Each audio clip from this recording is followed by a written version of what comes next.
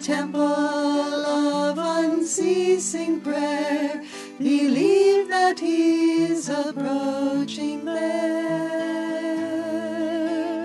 and call to Him, keep calling Him. Thou dost know I'm praying, Lord, you know I love no other. Speak not nor ask when to expect from you an answer. You know my heart. I'll call to Thee again. Keep calling Him. Keep calling Him. Whether He replies or not, keep calling Him. I'll wash thy feet of silence with the waters of my tears. The altar of my soul will be empty till thou comest. I'll wait for Thee, no matter days or years. Keep calling Him, keep calling Him. Whether He replies or not, keep calling Him. In the center of my heart I have a mystic throne for Thee.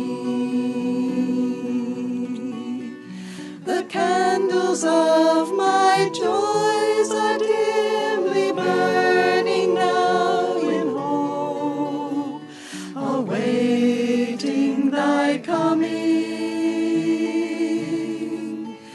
though it be eternity.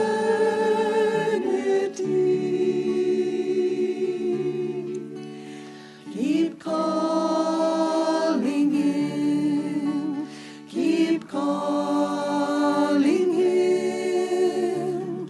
Whether He replies or not, keep calling Him. Even when there's no reply, never let your longing die, and call to Him, keep calling Him. Remain persistent, undepressed, through dark and seeming silence. If in the midst of life, disease, and death you play the dancer, yet keep calling Him, you will receive His answer. Keep calling Him, keep calling Him, keep calling Him.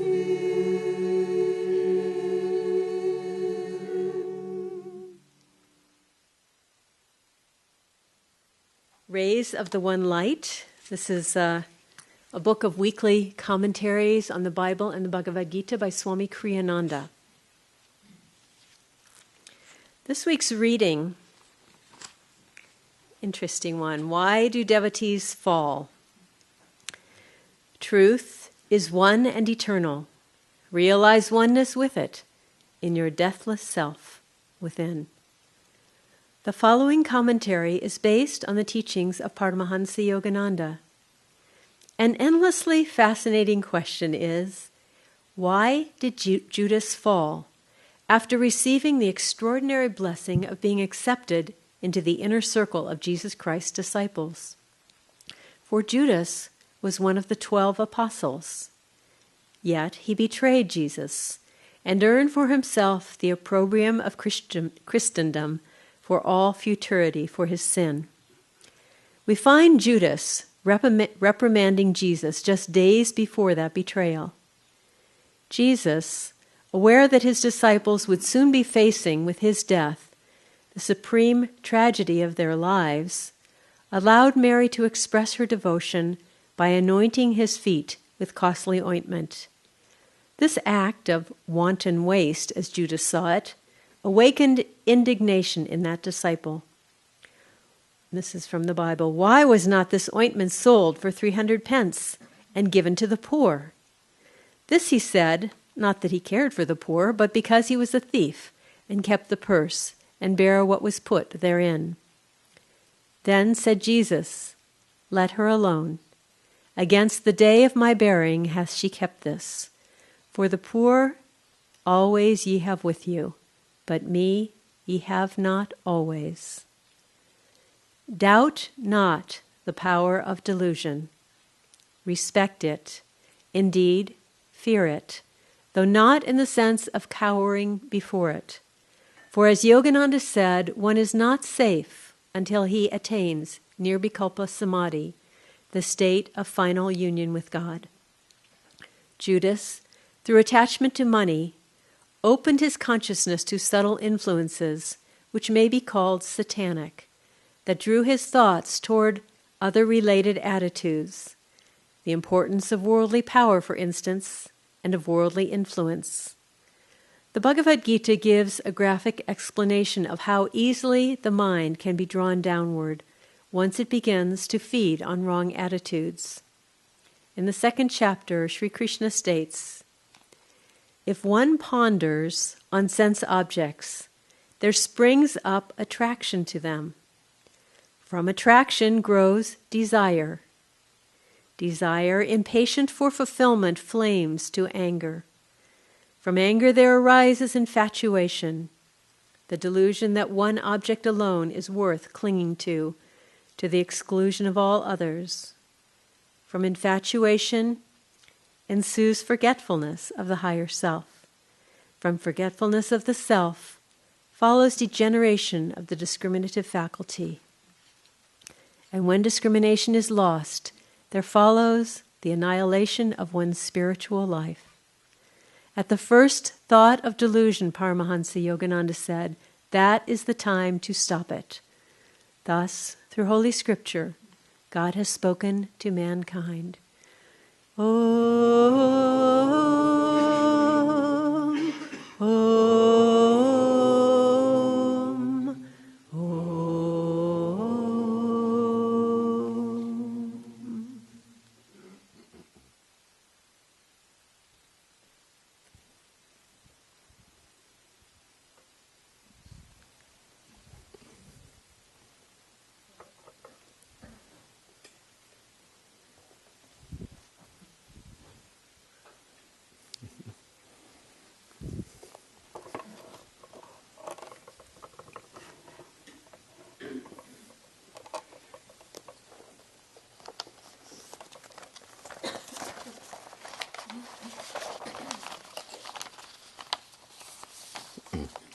Good morning. I would like to congratulate all our new Kriyabans. We had quite a few initiated last night, and I'm sure it was a blissful ceremony.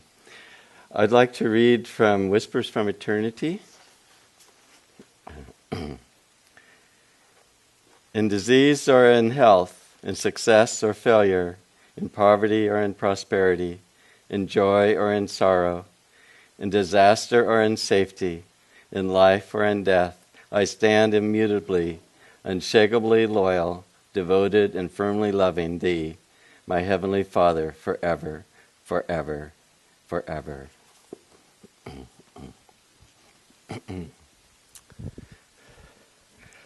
Today I didn't want to talk so much on the process of how we get into a situation where we're failing, but or how we get in the situation, but more once we're in the situation. There's a story of a devotee who was staying over in Yogananda's ashram in Mount Washington, and she had left her window open to her bedroom, and during the night a big truck backed up and let the engine run, and all that exhaust came into her room and really poisoned her, and so much so that she was paralyzed and couldn't move. And luckily somebody found her, and they helped her so that she wasn't going to die. And she had just stayed in her room because she couldn't do anything else. And then Yogananda was going to be talking to all the nuns and monks, and so she really wanted to hear him, and so she sort of staggered out of her room, and she sat in the audience, and Yogananda looked at her like this and looked away. And then a little bit later he looked at her and looked away. And then at a certain point he said, "There's nothing wrong with you. You're lazy." Well, she she got mad. She got mad at Yogananda. She got mad at the world, and then she went back into her room. But she was so mad that she was going to go out of her room the next day, and she did. And she said it was like walking through water. It was just so difficult. And but then, after a day, she was well, and then she saw Yogananda again. And Paramahansa Yogananda sort of looked sheepishly at her and said, "I didn't know if I should have said or felt bad about saying what I did to you, but I had to awaken your willpower. If I hadn't, there was going to be nothing else in this incarnation that I could have done for you. You would have died." And when you think of that, it's pretty strong lesson that Yogananda gave. But we've had many millions of lives to get into mischief, and we have, and as Shri Yukteswar said, our past is with many shames, and there's the masters, they've come to liberate us, and they see that that's the only thing that's important, and so they're going to work with us, and it's not easy, it's not it's not always fun, but if we have this sense that they are working with us, and Swami, he described karma as a blessing of divine love. Once Jyotish was in India and given a class, and he mentioned he had an uplifted, very uplifted meditation, and he talked about that he saw the whole universe of atoms, and that there was a spiral, an axis that was just made out of pure love that just held every atom in the universe in this love.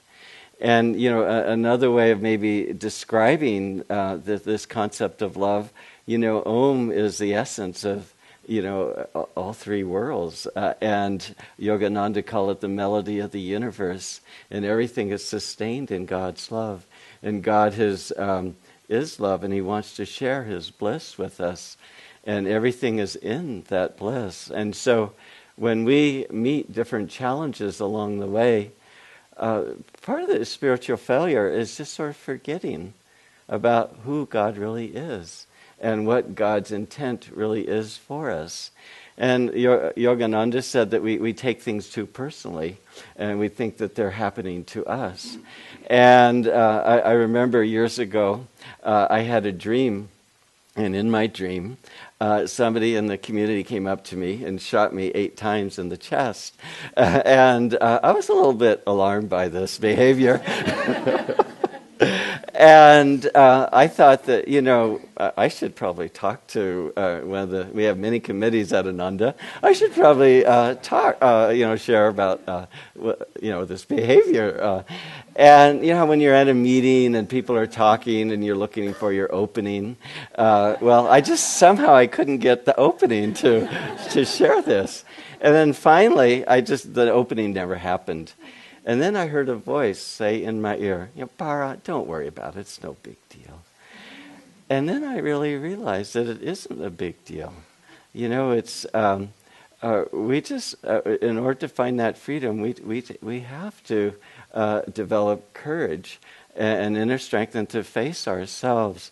Once Dr. Peter was talking with Swamiji, and Dr. Peter said to Swami Kriyananda, wasn't it difficult to live with a master who knew your every thought? And Swami Kriyananda said, yes, it was very difficult, but I wanted to change. And so, what greater blessing could you have of somebody that knows you, far more than you know yourself, and that has the power to take away your karma and to free you? We have seen this over and over again, with Swami Kriyananda as well, as well as with Paramahansa Yogananda.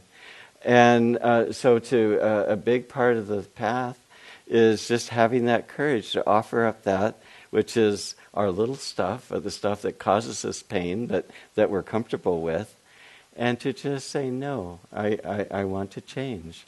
I want to be bigger than I am. When we're in the middle of a challenging period of time, we could think a lot of things. Maybe we aren't at our best, our energy level isn't as our best, or maybe it's been a long illness, or maybe there's just emotional turmoil. And if we identify with different things, different realities around us, and we lose our sights in terms of that there's a divine reality that is beyond the momentary things that are happening to us, that's where we get caught. Some years ago, I had an illness for 3.5 years, and it was a very challenging time. And I was trying my best. I don't think that I had actually was very successful during that time, but I just kept trying, and I just kept trying, and I kept trying. And then what was very, very interesting is that I was talking to a psychic some years after the fact, and they said about me when they were reading my energy, is that they said it was very, very rare to see somebody change so much in an incarnation, and that illness that you had was your greatest soul friend. And it was because of that. And it was really interesting because I felt this greater and greater freedom afterwards. And so many people that have had cancer, it was just a huge percent. I forgot what it was, 70 or 80%, just saw it as a time of tremendous blessings. And where they just saw life in a totally different way. And this is just God's way of helping to awaken our willpower so that we can lift our energy, our consciousness, and to see life in a different way. There's a beautiful visualization that we were working with the material from the Material Success course, and we inspired by Swamiji's writings, and had this image of just seeing Divine Mother just looking at stuff just a few feet away, and that she's smiling at you in this visualization. And then in her hands she has your karma that's just especially tailored for your freedom. But you need to take it. And she's just looking at you with such love. And then she reaches out. And you feel in your own heart such gratitude to Divine Mother for offering your freedom, your ticket to freedom through this form. And you reach out and you hold it. And with great reverence and gratitude, you bring it back to yourself. And then you internalize it and feel the freedom that this life experience will bring to you. And isn't this true? This happens over again in our lives. Yogananda said that we have to accept our karma calmly and pleasantly. And that means that we aren't resisting what God's given to us. And that means that we aren't in such an emotional turmoil that we can just keep our mind on divine realities, and that we're a child of God, that we're nothing else but that. And how many times we slip from that, just keep lifting the mind up, and keep bringing it up. Yogananda said, I don't want you to overcome temptation, I just want you to resist it. And that's how we get strong, is just continually resisting it and just affirming our greater reality. And God will come in and help us during these times. There's a beautiful story of the explorers. I think it's Shackelford. Is that how you? Shackleton. Thank you. They were on an Arctic island off the mainland in Antarctica, and their boat was destroyed by the ice. And they had a small boat, and they had to go on an 800-mile journey, and through the open seas, and sometimes the waves were 50 feet high, and he left most of the crew behind, and just a few of them went on the boat. And one day, the waves were just 35 feet high, and it was snowing, and the wind was just 50 miles an hour, and they were huddling in their sleeping bags, freezing. And there was one cheery sailor, though, that he always was just cheerful. And he said, "Isn't it a nice day for sailing, sir?" And everybody kind of looked at him. But they were just trying to hit a pinpoint of land in that vast ocean. If they would have missed it, they would have just had to, they would have died. Well, they hit that land, and then this place was just impassable virtually. They had to just slide down areas where they just couldn't see in the mist, and mountaineers with full gear today barely make it through that area. And so it was a tremendous challenge for them. But as they were walking through, they felt there were three of them at this point trying to get to a whaling station to get a rescue ship. Well, the three guys were walking along, and they felt a presence of a fourth man with them. And they started calling him our fourth companion, and it was an astral being. I'm sure he was with him on the 800-mile boat ride, but they just felt his presence, so that going through that rugged landscape.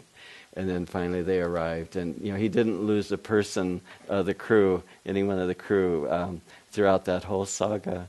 And when we put out that kind of effort, God stands behind us, and it's the only purpose for these kinds of challenges. Discouragement is just simply Satan just kind of whispering in us, saying, don't try, don't become bigger than you are. And discouragement is just Satan's way of keeping us in our present reality. Master said that whenever we're challenged, get in tune, and if things get more difficult, get in even more tune. And why is that? Because we start to become more on the wavelength of the Guru, and then those lesser realities can't touch us. And if they are sort of touching you, I have had some challenges with some illnesses this last year, and I just realized that whole movement of meditation is you're trying to overcome the body, you're trying to overcome your personality. Well, when we have different kinds of challenges, it's that same movement of overcoming the body. It's the same effort. And maybe things are different, but the whole movement of that is the same. And when we're making a tremendous effort, we're gaining a lot, even if we aren't aware. Sometimes God takes away the joy and the bliss, and then we're just involved in the situation. But we just have to keep that working. Some saint said that, well, if you're in hell, just keep on walking. Eventually, you'll get out of there. And but that's the perfect sign of courage. Is that no matter what it is, you know what you're reality is you know that you're a child of God, and you know that I am not going to lose sight of this. This is who I am, and this is that I'm going to come into full realization of this. Swami, as a young monk, got in trouble with a little committee that was formed. He wasn't actually really a real full-standing member of it. He was just new to Yogananda's ashram. But these monks had this sort of self-importance that they were going to organize the work and get things really organized for the first time. And they invited Swami to be part of the committee. And Swami said, what should I do? And they said, oh, you don't need to do anything. Just be available at different times when we need you. And so at one point, one of the board of directors of Yogananda's work was working in her office. And she, some of the committee members had asked her to do something, and she said no. And so they brought Swami along, and they came in, and Swami got a little vocal and said, you must do this. You're stopping Master's will.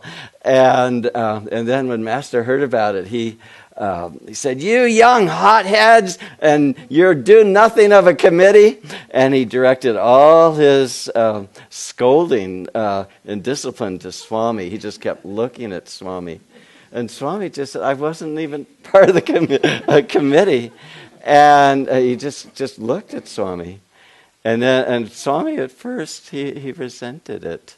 Because he thought he was, mostly blameless in the situation. And then he understood. Master didn't want any negativity.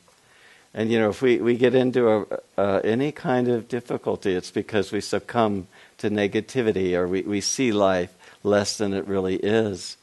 And so Swami, inwardly, he understood. And then he went to Master, and he said he understood, and Master said, very good. And then he said, but what you need is more devotion. And when we have devotion, what do we have? We're seeing life in a divine way, not in a human way, not in a limited way. We see God everywhere.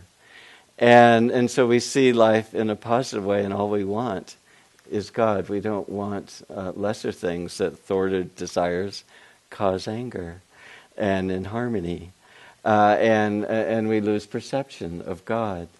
And so devotion is a thing that will help us through anything. And that's because our eyes are on God and on our own godly nature. There's a beautiful story of Drupada. He was a great devotee of Rama. And he was a weaver, a simple man, a big man. But he just, the only thing he thought of was Rama. The rain because of Rama. The sun would come out because of Rama. And he had work, and he could provide for his family because of Lord Rama. And he would go into the market, and people would ask, how much is it for his weaving? And he would say, by the will of Lord Rama, the yarn cost 1 rupee. And by Lord Rama, my labor was 50 paise. That's how do you say that? And then my profit is 25. And no one would barter with him because they knew that Lord Rama was giving him all the directions. And so he was just always thought of Lord Rama. Well, one evening he was on his veranda, on his porch, and just saying the name of Lord Rama. And these robbers had come by, and they had stolen a lot of jewels and expensive objects from one of the nearby houses. And it was quite heavy, and they were having trouble carrying it. Well, Drupada, being a big stoutly man, they thought, well, we could get him to carry it. So they called him over and said, we want you to carry this, or we will thrash you.